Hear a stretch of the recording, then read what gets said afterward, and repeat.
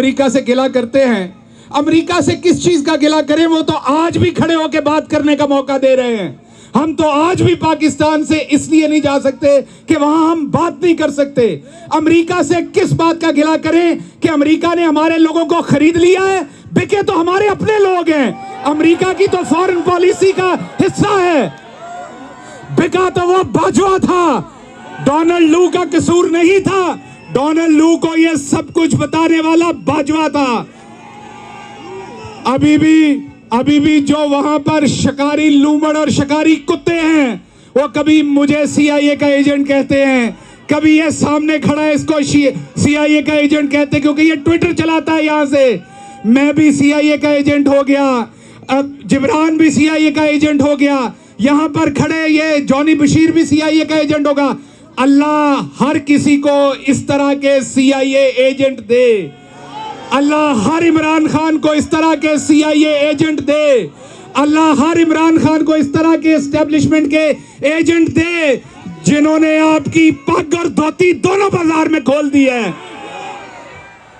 और एक बात और याद रखिएगा, ये भी सीआईए एजेंट है, अच्छा ठीक है। एक बात और याद रखिएगा, मैं 15 साल से अमेरिका के अंदर जिनका एजेंट था, जिनके लिए काम करता था, उन्होंने तो गद्दार बना दिया आखिर पर। कसूर यह था कि मैं इमरान खान के साथ खड़ा था। ये जो पूरे 1 साल का ट्रेलर आपने देखा है, पूरे 1 साल के ट्रेलर में जिसने जावेद ने सैक्रामेंटो से बड़ी नज़में लिख डाली हैं, इस पूरे 1 साल के ट्रेलर में टारगेट इमरान खान था। पहले दिन से उसे मुल्क दुश्मन साबित करना था, क्योंकि पाकिस्तान के अंदर जब एस्टेब्लिशमेंट ने किसी बंदे को बदनाम करना होता है, या उसके बेड के नीचे से वियाग्रा निकल आती है, या वो मजहबी तौहीन कर देता है, या उसके अकाउंटों में से पैसे निकल आते हैं, या उसका मजहबी अकीदा खत्म हो जाता है, या वो चाबी वाला खिलौना जो है वो कहता था फ्रांस के सफीर को बाहर निकालना है। अब वही फ्रांस का सफीर भी पाकिस्तान में है, चाबी वाला खिलौना भी पाकिस्तान में है, और पेट्रोल भी 331 रुपए का हो गया है। तो ये एस्टैब्लिशमेंट का पुराना धंधा है। मसला एक है, जब मैं छोटा था तो मुझे पुलिस वालों पे तरस आया करता था ये सोच के कि वो 24 घंटे में 18-18 घंटे ड्यूटी करते हैं। अपने दिल से पूछिएगा, उसके बावजूद क्या हम पुलिस की इज्जत करते हैं? पिछले 30-40 साल से करते हैं? नहीं करते। Being a professor of management, मुझे इस बात का पता है कि अगर आप पैसे आपको अपनी नौकरी से मिल रहे हो, लेकिन रिस्पेक्ट और ऑनर ना मिल रहा हो, तो आपकी मोटिवेशन नहीं होती उस नौकरी के अंदर। तो पुलिस वालों का सबसे बड़ा प्रॉब्लम यह कि वो 18 घंटे ड्यूटी करते हैं और उनको कोई इज्जत नहीं करता। ये उनके लिए सबसे बड़ा डिमोटिवेटिंग फैक्टर था। अब हमारी इस्टेब्लिशमेंट के लिए रौला ये बना है कि जो कुछ उन्होंने कर छोड़ा है, अब लोग उनकी भी इज्जत नहीं कर रहे। आप भी अब आदत बनाइए इज्जत के बगैर नौकरी करने की। आपको भी अब लोग पुलिस की तरह देखना शुरू हो गए हैं। आपको यह सोचना पड़ेगा कि पूरा मुल्क जिस चीज के ऊपर जान देता है, उस सारी सिविल मिलिट्री के दरमियान जो फर्क कभी दुश्मन 75 साल में नहीं डाल सकता, वो आप किस तरफ को चीजों को लेके जा रहे हैं। आपको सोचना पड़ेगा, कल नहीं तो आज सोचना पड़ेगा। हमें गद्दार कह देने से मामले हल नहीं हो जाने। अरशद शरीफ की कब्र से तो आज भी फूल कम नहीं हो रहे। अरशद शरीफ के लिए तो आज भी आंखों से आंसू खुश्क नहीं हो रहे। अरशद शरीफ तो इस कौम की रहती दुनिया तक इस कौम की यादों के अंदर रहेगा। अरशद शरीफ तो आज भी इस कौम का हीरो है, लेकिन उसके मारने वालों से कोई पूछे कि आपने अपनी इज्जत के साथ क्या किया है, आपने मुल्क की इज्जत के साथ क्या किया है। इमरान रियाज को आपने 150 दिनों से बंद रखा हुआ है, उसकी आवाज तो आज भी गूंजती है। उसका हम आवाज कोई शहबाज गिल है, कोई और आपको साबिर शाकिर नजर आएगा, कोई समी इब्राहिम नजर आएगा, कोई मोहित पीरजादा नजर आएगा, और कुछ नहीं। तो अब सिटीजन जर्नलिज्म शुरू हो गया है। लोग अपनी अपनी बात कर रहे हैं। क्या आप आवाजें बंद कर देंगे?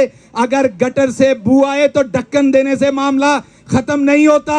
उस गटर के अंदर जो कुत्ता मरा होता है उसको निकालना होता है। तो आपको कुत्ता निकालना पड़ेगा, और कुत्ता है करप्शन। पाकिस्तान के अंदर एलीट सोसाइटी की करप्शन है। वहां पर एलीट का जो सिस्टम है उसने पूरे सिस्टम को जकड़ा हुआ है। वो सिस्टम जो है आपकी ब्यूरोक्रेसी में भी मौजूद है, वो आपकी मिलिट्री एस्टेब्लिशमेंट में मौजूद है, वो आपकी अदलिया के अंदर भी मौजूद है, वकला में भी, बिजनेसमैनों में के अंदर भी, वो आपके हर वॉक्स ऑफ लाइफ के अंदर एलीट का वो कैप्चर्ड सिस्टम जो है वो मौजूद है, जो सबसे मिलके मिडिल क्लास को और आम आदमी को गिरा रहा है। इमरान खान का कसूर क्या था, मुझे ये बताइए।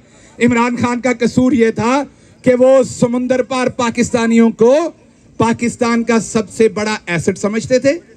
इमरान खान का कसूर यह था कि उसने सोनी धरती प्रोग्राम शुरू किया था, उसने राष्ट्र अकाउंट शुरू किया था, इमरान खान ने आपको वोट का हक दिया था, इमरान खान हर चीज में आपको शामिल करना चाहता था।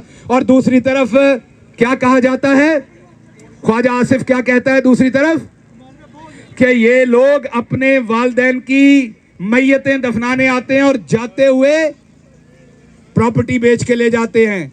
हालांकि मुझे समझ नहीं, ख्वाजा साहब की अपनी सारी औलाद बाहर रहती है। एक दिन तो मरना ना ख्वाजे तुमने, ख्वाजे डड्डू, एक दिन तो मरोगे। अल्लाह तुम्हें जिंदगी दे, लेकिन जब भी मरोगे, मैंने भी मरना है, जब भी मरोगे आपकी बेटियां भी बाहर रह जाती हैं, वो भी आपको ऐसे ही दफनाने जाएंगी जैसे ओवरसीज पाकिस्तानी जाते हैं, और आपकी भी प्रॉपर्टी ऐसे ही बेच के बाहर लेके आएंगी पैसे वो। तो ये लोग ओवरसीज पाकिस्तानियों के खिलाफ जुबान इसलिए इस्तेमाल करते हैं कि ओवरसीज पाकिस्तानी जो हैं वो आवाज रखते हैं, उनको शऊर है, उन्होंने एक डेमोक्रेटिक सिस्टम देखा हुआ है। यहां किसी के बेडरूम में से व्याग्रा की गोलियां निकालने से उसकी हुब्बल वतनी के ऊपर शक नहीं किया जा सकता। यहां किसी शख्स के बैंक के अंदर से जाली तरीके से पैसे डाल के निकाल लेने से उसके ऊपर शक नहीं किया जा सकता। आखिरी बात मैं ये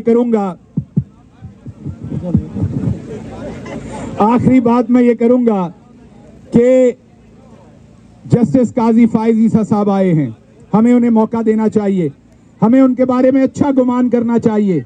वो तशरीफ लाए हैं कि वो कानून पे चलेंगे। कल उन्होंने अपनी बेगम को साथ खड़ा करके हल्फ लिया, बहुत अच्छा किया। उनकी वो जीवन साथी हैं, सारी जिंदगी वो इकट्ठे चले हैं, उनकी इस कामयाबी में उनका बराबर का हाथ है, बहुत अच्छा किया। लेकिन मैं तवक्को करता हूं कि जिस तरह उन्होंने औरतों को इज्जत देने का आगाज किया है, अब वो अगली इज्जत मोहतरमा यास्मीन राशिद साहबा को देंगे, अब वो अगली इज्जत खदीजा शाह को देंगे, अब वो अगली इज्जत आलिया हमजा को देंगे, अब वो अगली इज्जत जो है वो 27 खवातीन जो जेलों में सड़ रही हैं आवाज बुलंद करने पे, अब वो इज्जत उनको देंगे। उसके बाद बात यहीं पर खत्म नहीं होगी। ये आज जो लिबरल गमाश्ते उनके इज्जत देने के कलाबे मिला रहे हैं, अगर कल को इमरान खान अपनी बीवी को इज्जत देगा तो ये उस पर भी खुश होंगे। इमरान खान के पास भी हक है अपनी बीवी को इज्जत देने का, जैसे किसी और के पास हक है। तो इसलिए अमेरिका में मैं यही कहूंगा कि अमेरिका का कसूर तो हम निकालते हैं, और कसूर है भी, बहुत हद तक कसूर है, और उसकी यहाँ आवाज भी उठाई जाती है। इंटरसेप्ट ने स्टोरी भी की है, अमेरिका को अब अदराक भी है, और इनकी अपनी नेशनल पॉलिसी के जारी बात है, इंटरेस्ट भी होंगे। आप सबको पता है कि मैं यहाँ फारा का रजिस्टर्ड एजेंट हूँ, मतलब कि मैं इमरान खान का एजेंट हूँ यहाँ पर। उसकी वजह से मेरी सर्टन जिम्मेदारियां हैं, सर्टन बातें कर सकता हूँ, सर्टन नहीं कर सकता। इसलिए जो दूसरे अकाबरीन ने बातें की हैं, मैं यही कहूँगा कि हमने खुल के बात की है इमरान खान साहब के लिए, और सबने ये बात कहा है कि यहाँ पे रूल ऑफ लॉ होना चाहिए, डेमोक्रेसी होनी चाहिए, फ्रीडम ऑफ स्पीच पाकिस्तान के अंदर होनी चाहिए। अमेरिका इराक में यही अचीव